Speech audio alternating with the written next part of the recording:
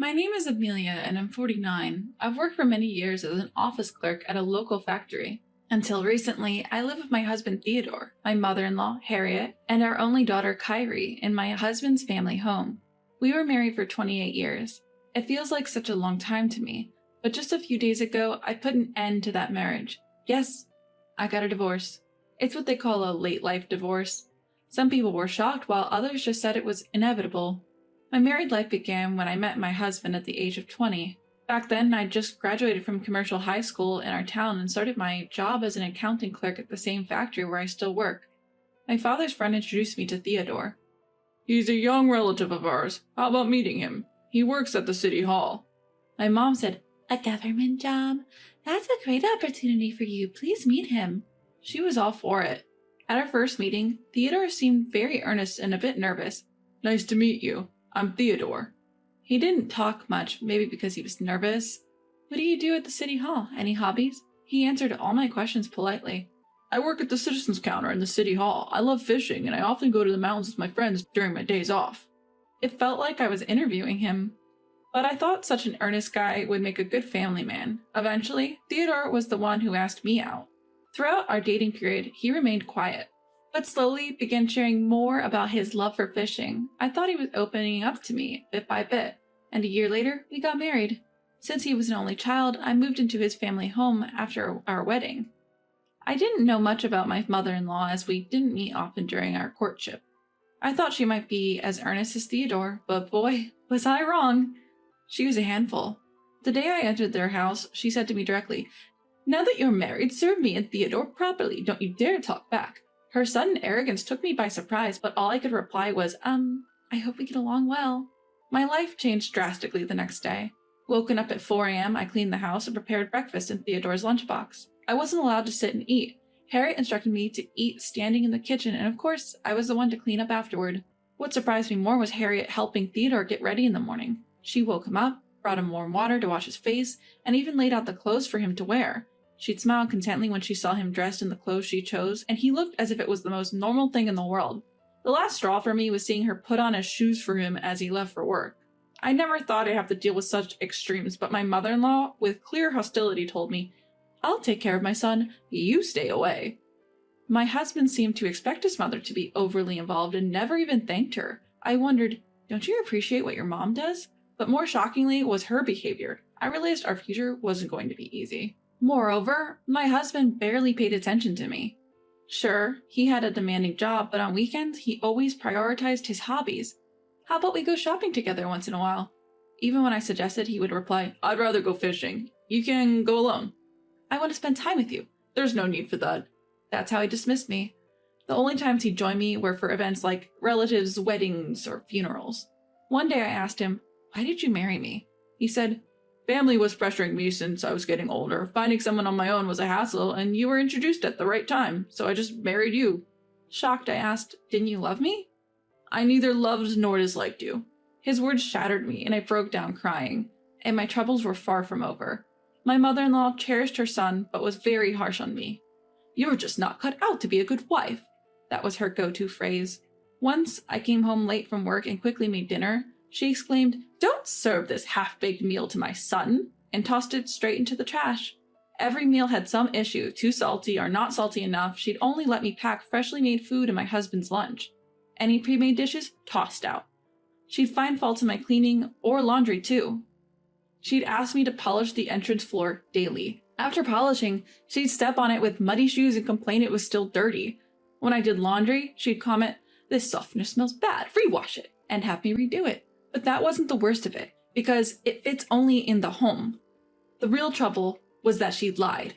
It's hypocrisy. She'd tell our neighbors and relatives all sorts of made-up stories about me, how I neglected housework, mistreat her son, and bully her daily. She'd narrate these lies as if they were the truth, even shedding tears for effect. "My daughter-in-law is..." So everyone believed her.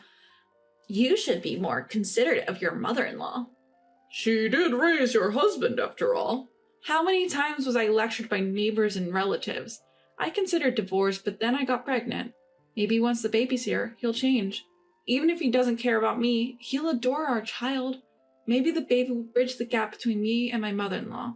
At least that's what I hoped, but I was wrong. Both of them wanted a boy. They were there at the hospital when I gave birth, but when they heard the baby's gender, they didn't even look at the baby's face. What, a girl? I still remember my husband's words like it was just yesterday. Even my mother-in-law lamented, "Not a girl." Her face fell, sighing deeply. We named our daughter Kyrie, a name I came up with. The two of them had only thought of boy names. My husband had always dreamt of taking his son fishing, and my mother-in-law longed for a grandson who looked just like him, so they hardly paid any attention to our daughter. But I believed that over time they would come to adore her as feelings grew. While my husband did fulfill his responsibilities as a father by providing for Kyrie's education and attending important events, he did so out of social obligation, not genuine affection. He wasn't abusive, but their relationship lacked warmth. My mother-in-law was no different. As Kyrie grew older, she distanced herself from both of them. I often thought of divorcing him, but he did provide the basic necessities as a father. I felt that having a father figure might be beneficial if something happened in the future that I couldn't handle alone. And his income was higher than mine. Raising Kyrie would need money. With that in mind, I couldn't easily decide to divorce him. By the time Kyrie reached high school, she seemed to understand my predicament, saying, "You can divorce Dad. I can get a part-time job." But even if I divorced, my parents were gone, and going back to my brother's house would just be a burden. Every day, I juggled house chores, work, and taking care of Kyrie. But the year Kyrie became a working adult, an event put an end to our life's monotony. It all began with my mother-in-law's hospitalization. On a cold winter day, during her usual morning walk, she slipped on an icy path. Unable to move, a newspaper delivery person found her and called an ambulance. Both my husband and I took time off work and rushed to the hospital. The doctor informed us, "Given her age, her bones and muscles have weakened. Even if she recovers, she might not regain full mobility." To which my husband replied indifferently, "Oh, okay," adding, "Please tell my wife the rest," shirking responsibility. He didn't even visit her. Instead, he indulged in his favorite pastime, fishing. After work, I visited her daily, bringing laundry and attending to her needs. Yet she complained to the nurse, "My daughter-in-law is so inconsiderate." I was complaining to the nurse who was in charge. The nurse, trying to comfort her, said, "She visits every day. You're lucky to have such a caring daughter-in-law." But my mother-in-law continued, "She only pretends to be good. She's always been so cruel to me." Moreover, she blamed me for her son's absence, exclaiming, "It's because of the nonsense you filled his head with that he doesn't visit. What a horrid daughter-in-law." "That's how you insulted me?" I couldn't tell her the truth about his fishing, so I just mumbled, "He's been really busy." True to the doctor's predictions, her fracture healed slowly. There was an outbreak of a severe flu in the city, and even the hospital started showing signs of its spread. During this time, she contracted the flu and developed a high fever. Despite her condition, my husband remained indifferent. "I can't believe you," I exclaimed. "Your own mother is in a dangerous situation, and you want to go fishing? Show some concern for her." But my husband replied, "I told you, I'm leaving it up to you." And he didn't change his mind about going fishing. I felt a deep disdain for him, and after all the love and care he received from his mother, how could he be so cold-hearted? Then an event occurred that made me lose all patience with him. One weekend morning, as he was preparing to go fishing again, I stopped him. "You're visiting your mother in the hospital today. She's always taking such good care of you. At least show her your face." I confronted him at the entrance, trying to prevent him from leaving, but with a look of deep annoyance, he said, "All those things she did for me, she did them on her own. I never asked for any of it." I was left speechless. I couldn't believe what he had just said. He glanced at my shocked expression and said, "My fishing buddies are waiting. I won't be back until the day after tomorrow." With that, he left. Our daughter, who had witnessed everything, said, "Dad's so heartless." She muttered this with clear disdain. That night, I received a call from the hospital saying that my mother-in-law was in critical condition. I rushed over immediately. She had been moved to the ICU and was wearing an oxygen mask. Apparently, she had developed pneumonia, the doctor told me. "Tonight might be crucial." Of course, I tried to contact my husband immediately, but he ignored my texts and calls and didn't respond to my emails. I was disgusted with him. Why should I have to run around for a woman who had always been treated so poorly by her own son? Why should I be the one by her side during her last moments? Shouldn't her own son, my husband, be the one doing this? After all, she had never done anything for me. Even knowing that his mother was critically ill, he prioritized his own fun. Why should I exhaust myself for these people? I'd had enough. These thoughts crossed my mind. "I see, then I'll be leaving." "Huh?" I told the doctor, who looked at me in surprise. It's better if her son is here. I'm going home. I left the hospital in a hurry. When I got home, my worried daughter was waiting. How is she? She asked. It seems she might pass away tonight, but honestly, I don't want to be the one taking care of her, so I came back, I replied. She nodded, asking, What will we do next? We're going to get divorced. You're old enough now. That sounds good. I've been thinking of living alone. I've always been worried about you. Thank you. The next morning, we left our home early. It might be uncomfortable, but we decided to go back to my childhood home. When we arrived and told my brother and his wife what happened, they were furious that I hadn't said anything sooner. A few days later, I had a flood of missed calls and text messages from my husband. I ignored them all, but eventually reached out. What the hell are you doing? Well, you left when you knew my mother was critical. Because of you, I had to rush back from my trip. You should have. She's your mother, after all. It's your responsibility. I expected you to take care of her. I never said I understood. And after all the care she received, don't you think it's time to give back a little? I spoke with a sharp tone. My husband fell silent, but I pressed on.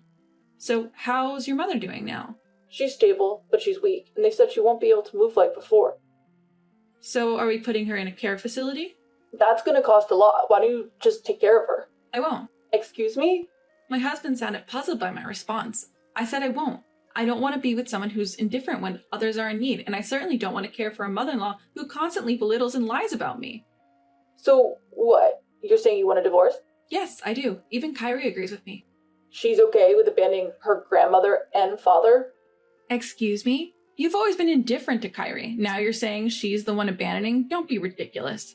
My husband fell silent again, but quickly retorted, You're just a clerk at a small-town factory, right? How will you manage without me? He mocked my job, using finances as leverage. Oh, I'll be fine. I earn as much as you do. You're lying. I'm not. How long do you think I've been at that company? I'm in a senior management position and soon I'll be on the board. Plus, Kyrie's working now. I've always worked at that factory since graduating, juggling household chores and raising Kyrie. There were times I wanted to quit because of the physical strain, but I couldn't afford to lose the income. I worked hard with that mindset. Over the years, the company grew from a small-town factory to one of the largest in the region, and I climbed the ranks to a senior position. Now I'm able to take a seat on the board. But it's no surprise my indifferent husband didn't know. All he cared about was fishing. I've made up my mind to divorce you. From now on, let's communicate through our lawyers. Hold on, we're married, aren't we? Let's talk this out. I won't wait. The situation made it clear to me how self-centered you are. Goodbye. Ignoring my husband's pleas, I hung up the phone. After that, I proceeded with the divorce through my lawyer. He initially resisted, saying, A divorce would look bad. We have my mother's care to think about. But I was adamant. Eventually, he reluctantly signed the divorce papers. Of course, I made sure to get a fair share of the compensation and assets. My ex-husband ended up taking care of his mother at home. He wanted to place her in a care facility, but she insisted on being cared for by her son, so he had no choice but to provide home care. However, given his history of indifference, it's no surprise he struggled with the demands of caregiving. Their relationship deteriorated with constant arguments. I heard they fight every day. Just the other day, as I passed their house, I heard them shouting at each other. A neighbor mentioned, with a wry smile, that their arguments often last till late at night. My daughter Kyrie started living on her own, and I rented an apartment near my workplace. The apartment allows pets, so I recently got a turtle. Watching its leisurely pace makes me feel like the hectic pace of my life has slowed down. I want to spend time for myself now and live each day with enthusiasm.